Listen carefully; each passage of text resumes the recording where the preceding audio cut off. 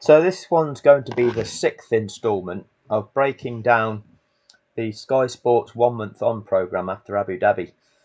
Please take the time to look at part 4 if you've not already done so. Some really important stuff in there.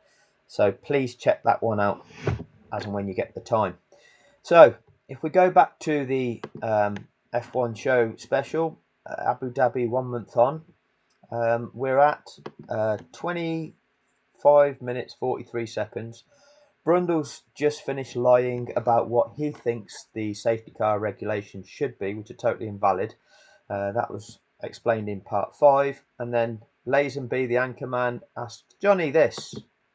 Johnny, can Michael Massey survive this?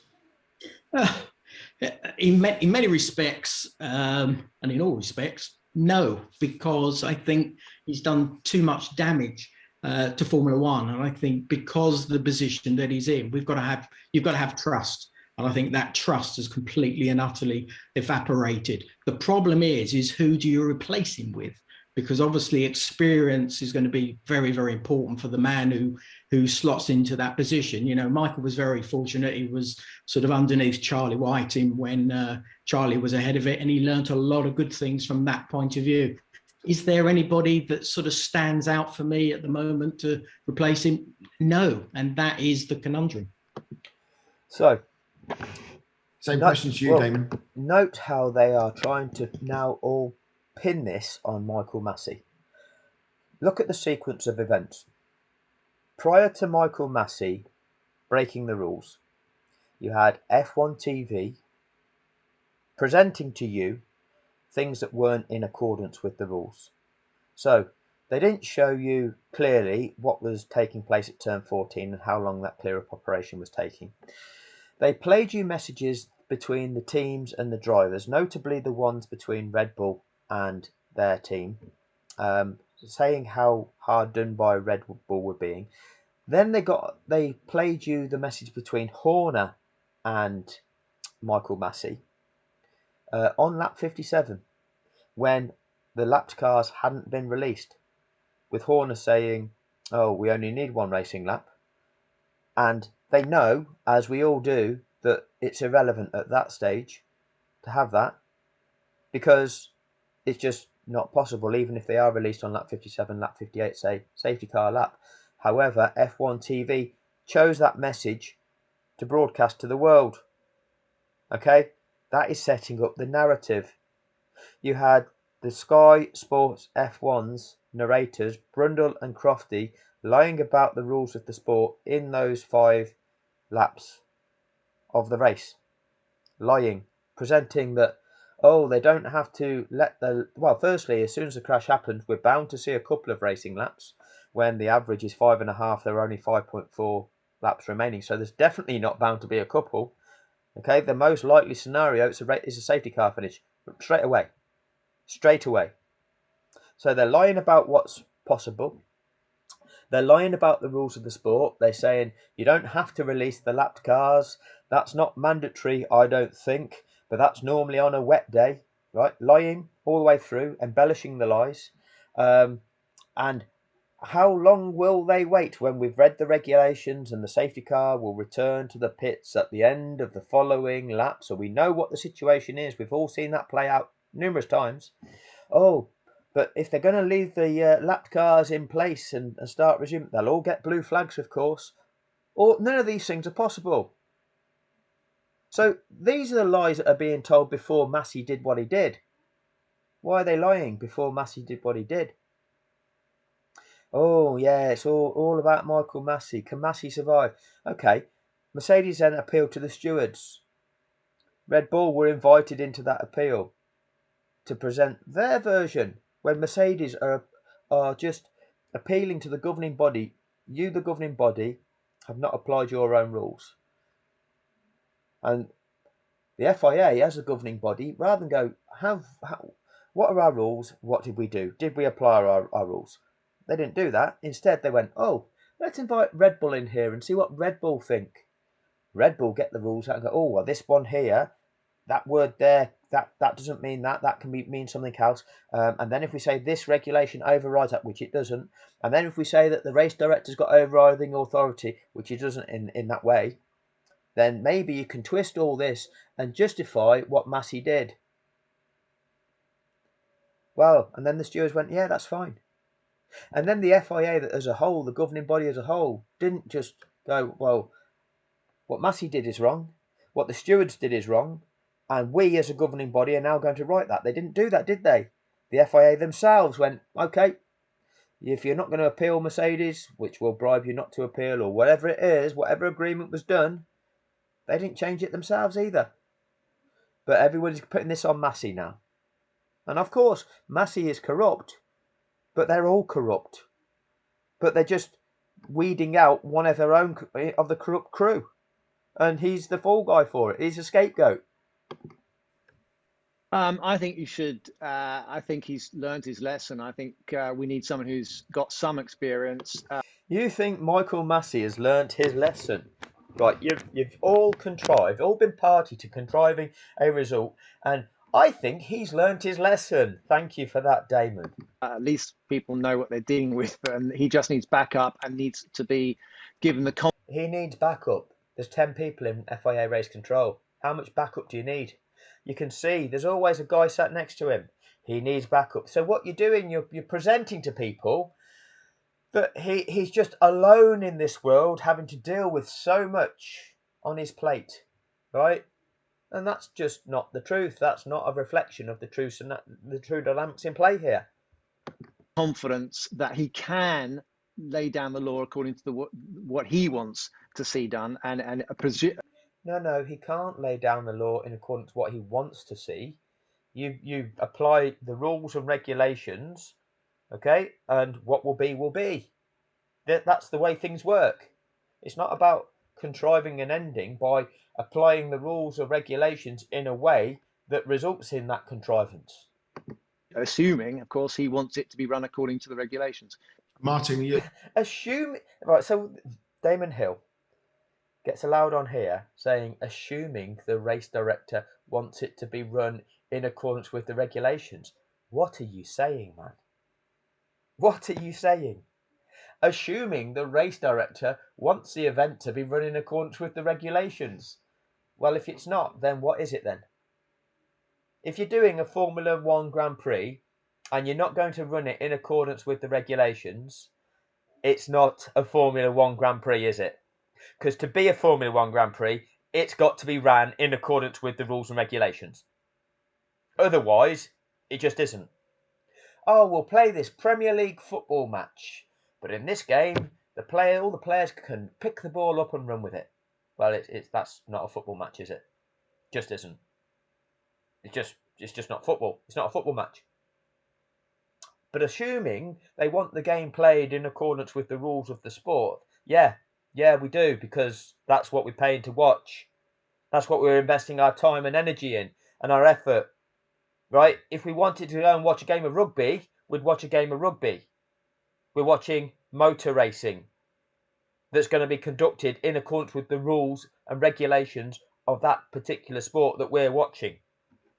And you've got Hill here, this another talking head, come on here just to present bollocks, absolute bollocks. Yeah, final thoughts from yourself on this one. If the FIA and F1 want Michael Massey to stay, and if Michael Massey wants to stay. Oh, and if Michael Massey wants to stay. Look at this. They just keep constantly talking around it and like, oh, let me present you this scenario. Let me present you another scenario. Let me present you something else. Let me know what you think in the comment section. It's all bollocks. There's some very simple things here. The guy has cheated, okay? He has contrived the ending of that race. Oh, but if he wants to stay, is that right, Brundle? He's clearly only got one life left, hasn't he? He's got one life left. And so I don't know if that's tenable all round. As Johnny said, who would you replace with it? Be careful what you wish for, I would say. Oh, we've got somebody who's corrupt. But the question would be, have we got anybody to replace him with? You know, do we have to just keep him there because he's, we've got no one that we can use to replace him that's corrupt? The job's piss easy, right? It's really, really easy. You sit there in an air-conditioned office with 9 other people around you. The race starts, you have a look. Okay, you can see what's going on. If something happens, you've got to look at what happened and decide, okay, what's happened? How are we going to make this safe as quickly as possible? It might be yellow flags are sufficient. It might be deploy the virtual safety car. It might be I need to put the safety car on track. It might be I need to stop this race. Okay, that's what he's got to do. It's not hard. Oh, yeah, but he's corrupt and we don't know if anybody else could do that job. Really? Really? In this. And what I absolutely know for sure is that changing Michael Massey will not fix the problem. This is way... Really? Well, why is that, Martin? It's because all of you at Sky Sports F1 are corrupt. All of those well, not all of them at F1 TV. A lot of them are just cameramen just doing their job. But the guy that's editing it, and there'll be certain people within F1 TV that are corrupt. All of the FIA that are party to this are corrupt. Red Bull are clearly corrupt. There's some corruption going on with all of the teams in F1. And who oversees all this? Who owns the commercial rights? Who has actually overseen all this, not done anything about it, and benefited from it? And you think they wouldn't be part of the contrivance? Too big a job for one person to handle this in a 23 race season. It's only going to grow. We're all over the world. We are, back in the day, it was 16, 18 races for Charlie and Herbie. Charlie used to start the race, and Herbie was effectively the race director until Charlie got back from the starting roster. Crazy shit, Martin. Crazy shit. What? So they've got 23 sporting events in a calendar year. Well, that's too much workload, isn't it? That's too much workload. Yeah, I think he needs a holiday and become a junior doctor instead. Yeah. Yeah, flying around the world, having to rock up there on a Thursday, make sure that the track's prepared to how he told them they need it all prepared and all the safety measures are in place, oversee a few practice sessions and qualifying and a race. Oh, it's so difficult for that guy. So difficult. Really. And you've got to do that 23 times a year. Being paid handsomely. Doing a job that many people would love to have that job. But it's just too much. Just too much. So what are we doing now? We're excusing him, making excuses. Oh yeah, he was tired. From down near the grid. They had it all under control, but it's just growing exponentially. So Massey, if he stays... No. Let's be clear about this, Martin. Increasing a sporting calendar from 16 to 18 Grand Prix a year up to 23 Grand Prix a year. That's not exponential, mate. That's not exponential. That's growth by, maybe a third at most. That's not exponential. Different meaning. Needs a lot of support around him, and I suspect that's what they're looking at the moment. And who would actually want to step into his shoes right now? Thousands of people. Who would want to go into that position when the guy beforehand is clearly corrupt? Well, lots of people would do it, but then they'd be stepping into the snake pit and expected to also be corrupt. Because that's what it is, a corrupt boys club. Well, I'm not sure the FIA helped themselves in the immediate aftermath of Abu Dhabi. They released a statement 3 days after. Some of the main points here, I'll just read you a section of this. The circumstances surrounding the use of the safety car following the incident of driver Nicholas Latifi and the related communications between the FIA race direction team and the Formula One teams have notably generated significant misunderstanding and reaction from Formula One teams, drivers and fans, an argument that is currently tarnishing the image of the championship and the due celebration of the first Drivers' World Championship title won by Max Verstappen. Oh, it's tarnished the celebration of Max Verstappen. Oh, that's really sad. That's really sad. Well, he was gifted it because the FIA cheated, and then well, This was done in conjunction with F1 TV and Sky Sports F1, and now you're trying to cover it up. And now you're releasing statements going, oh, this is terribly sad that this is happening and that there's so much confusion and misunderstanding. Well, where's that misunderstanding come from? We understand that you've cheated, and you're trying to tell us there's a misunderstanding. Well, it's not a misunderstanding, is it? We understand. We understand that you've cheated. We understand exactly what it is that you've done. And the 8th consecutive Constructors' World Championship title won by Mercedes, following the presentation of a report regarding the sequence of events that took place following the incident on lap 53 of the Grand Prix. And in a constant drive for improvement, the FIA president, the outgoing president, Jean Todt, has proposed to the World Motorsport Council that a detailed analysis and clarification exercise for the future with all relevant parties will now take place. Let's bring in David Cross. So what that bullshit bit of writing has done there is just lip service. None of it is the truth. It's just there to confuse people, make people believe, oh, these are official, these are going to do something. There sounds to be something important there, the World Motorsport Council. Well, what happened with the World Motorsport Council is the FIA produced a report into what happened that it took them 2.5 months to do. The report was a load of rubbish, didn't identify the problems, and the World Motorsport Council went, oh yes, that's fine. Yes, we agree with that. And I will go through that report and show you exactly what they did. So both the FIA is corrupt and the World Motorsport Council is entirely corrupt. They're an organisation full of corrupt individuals with no integrity, either that or no understanding. But how do you get your position on the World Motorsport Council if you've not got an understanding? Well, that's corruption, isn't it? You shouldn't be there if you don't have the ability.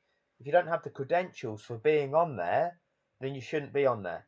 So why are people part of these organisations if they don't have the credentials, they don't have the ability to do so? So if you do have the credentials, you'll know that the FIA report was a load of bollocks and you ratified it, which shows you're corrupt. But if you don't have the credentials to be there, it shows that the system's corrupt in getting you there in the first place. It's corrupt. Exercise for the future with all relevant parties will now take place. Let's bring in David Croft on this one. First of all, it seemed quite accusatory towards the misunderstanding of everybody else apart from themselves, and subsequently it seems to have been a bit of an information vacuum from the FIA. Oh yes, I would blame the FIA now. It seems accusatory. There's a misunderstanding of everybody else apart from themselves, but it's been an information vacuum from the FIA. Well, we're asking this from Crofty to tell us about the FIA projecting a misunderstanding on behalf of everybody else. You know, that the FIA presenting that. Crofty was co-commentating with Martin Brundle during those last 5 laps. Crofty was going, oh, absolutely right, Martin. How long will they wait? They don't have to let the lapped cars through. Yep, that's right. But that's normally on a wet day. Absolutely right, Martin. But we think that the safety car will be coming in at the end of this lap, and they will get one racing lap. All those lapped cars will get blue flags, of course. All the co-commentary, all validating Brundle's bullshit and presenting the notion of blue flags and all that. This is the transparency we're getting from Crofty here, the co-conspirator.